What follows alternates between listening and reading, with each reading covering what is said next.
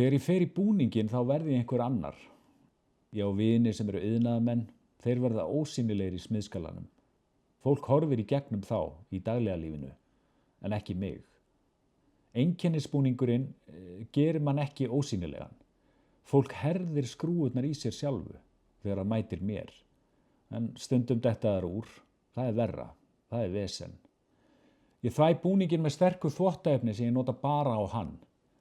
Ef ég finn lyktina af Vanis Oxy Action úti í lífinu þá stífna ég stundum upp. Föt og húsgögn eru erfiðust á vettvangi. Ef það er sami matur í ísskápnum, eitthvað sem ég myndi kaupa sjálfur, skyrskvísur og 66 gráðu norður barnaúlpa, en svona löðrandi í blóði. Lík í IKEA-sófa, sama sófa á maður með heima hjá sér. Eða gaffall á kafi í einhverju, gaffall eða hnífu sem maður á, af því að maður á börn sjálfur. Please, please, please, nei, police.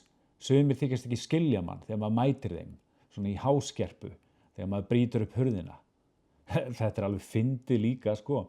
Við stoppuðum útigangsmann með frosinn kjötskrokk í bænum. Hann stal honum að veitingastað. Hvað ætlar að gera við allt þetta kjöt? Þú átt hvergi heima? Hann skammaðist sín af því hann hafði ekki hugsað þetta lengra. Græðgi er stundum glæpur. Svo verður maður að hafa eitthvað til að hlakka til þegar vaktin er búin. Ekkert sérstakt, bara seríu eða einhverja mynd. Það er eiginlega alveg sama. Það er ekki séns að sofna. Þú verður að fylla upp í gatið.